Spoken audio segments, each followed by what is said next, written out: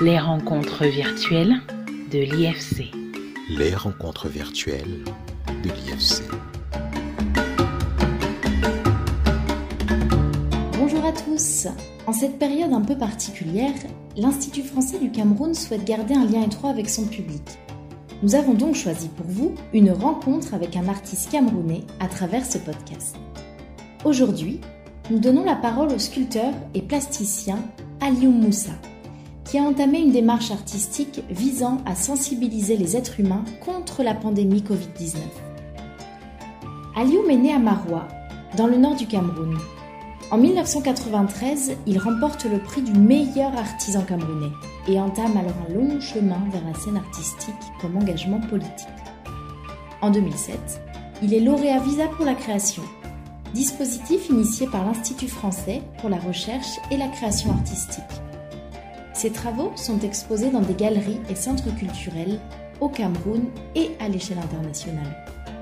À l'heure où je vous parle, Alioum est fondateur et directeur artistique de l'espace culturel Kekart à Yaoundé, qui abrite expositions, ateliers de formation et activités orientées vers la jeunesse.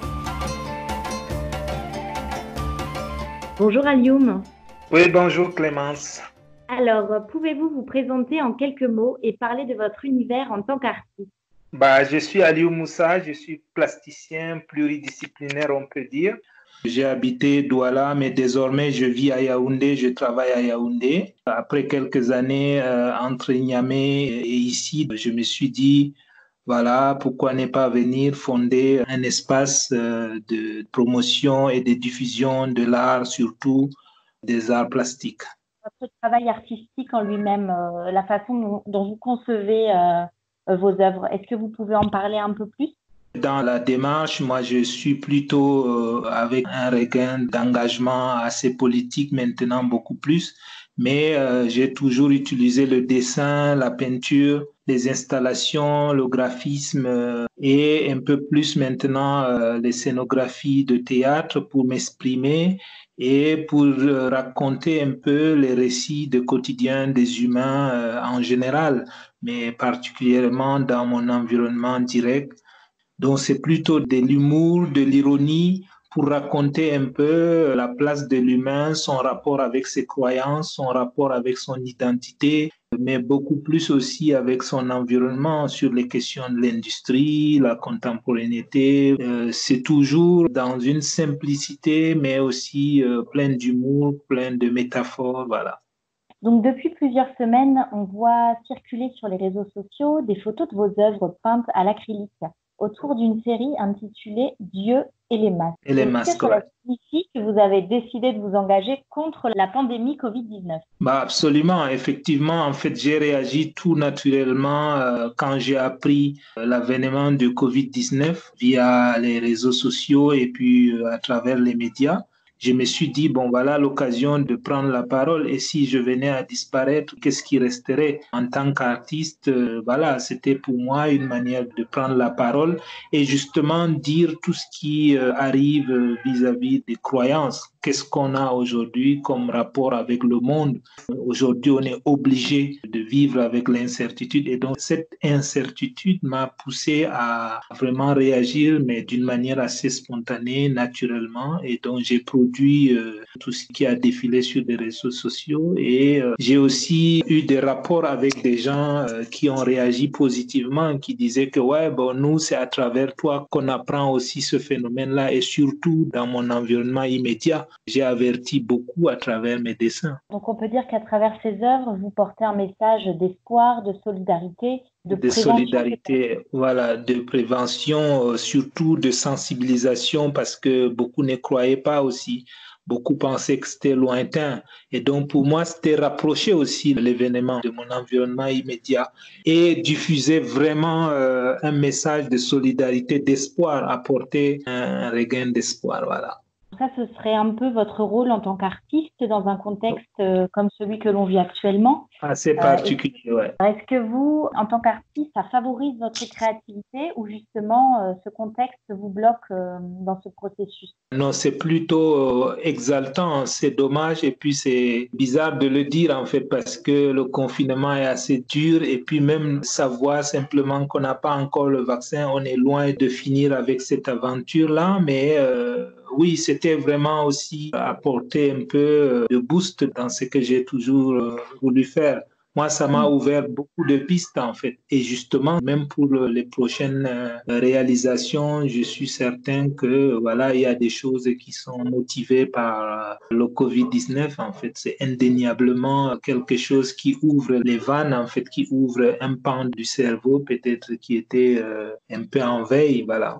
Donc du coup, comment vous imaginez l'avenir, l'après-Covid-19, au Cameroun d'une part et ensuite à l'échelle internationale? Bah déjà, il faut vivre le présent.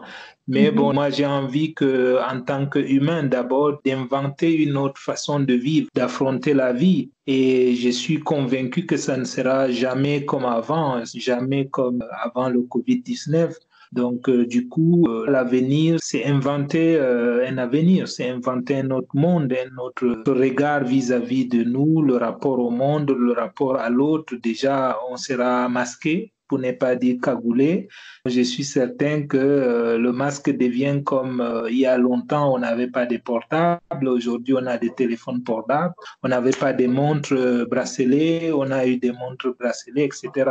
Là, maintenant, on aura des masques. Et est-ce que les masques vont devenir des éléments avec lesquels il faut apprendre à vivre? C'est tous ces questionnements, toutes ces interrogations aujourd'hui qui va former une réflexion pour demain. Et nous sommes face à une véritable renaissance. Ouais, je pense qu'on est en train d'entrer dans une renaissance, voilà. Et donc, quelles sont les répercussions sur l'activité économique chez les artistes? Et quelles solutions, mesures pourraient être apportées pour pallier à cela? Vous, en tant qu'artiste, quelles ont été les répercussions sur votre activité? Bah, je pense que c'est à l'image du monde, hein, parce que toutes les choses aujourd'hui sont liées avec l'avènement du Covid-19, c'est-à-dire que sur le plan économique, sur le plan culturel, social, etc.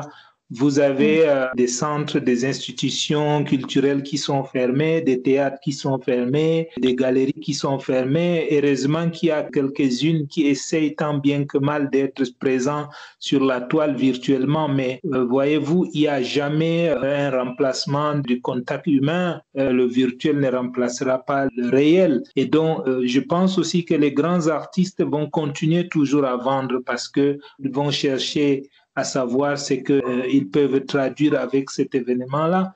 Mais ceux qui vont souffrir, c'est des artistes émergents ou des jeunes artistes ou des artistes en herbe qui n'ont pas un soutien. Et du coup, oui, ça va être assez difficile. Déjà, avant le Covid, c'était difficile. Sur le plan culturel, en fait, l'art n'avait pas un ressort économique qui pouvait porter des initiatives ou pouvait supporter les uns et les autres pour vivre, surtout au Cameroun où la majorité des artistes, s'ils n'ont pas une autre activité, ça voudrait dire qu'il faut subir mais des conséquences très, très gravissimes. En fait, ça va être très, très dur. C'est pas pour être pessimiste, mais c'est une réalité entre le loyer au quotidien, chauffer la marmite, être vraiment en vie déjà. C'est une autre douleur. C'est une traversée de désert, en fait, comme on dit.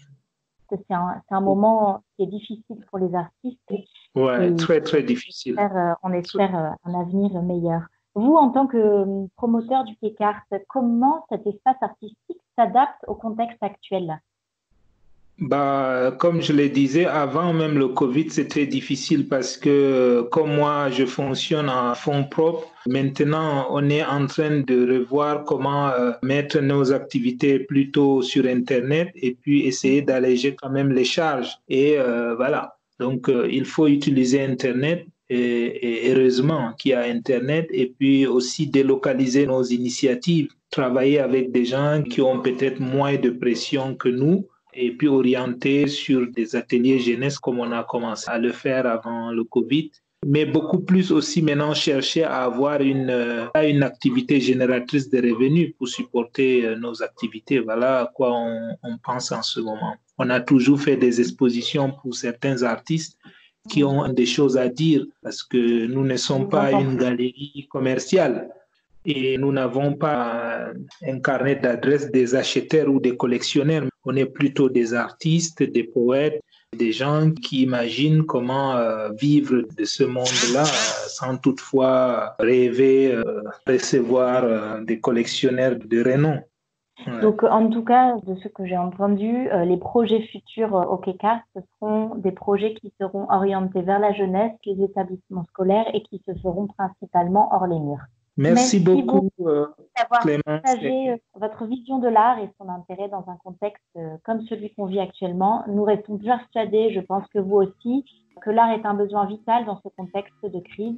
Donc, nous allons donner rendez-vous prochainement avec un nouvel acteur de la vie culturelle. Surtout, prenez soin de vous. Absolument, merci beaucoup, merci. Merci, chers auditeurs, de nous avoir écoutés. Restez connectés sur la page Facebook et Twitter de l'IFC pour avoir notre actualité. Et surtout, vivre les cultures!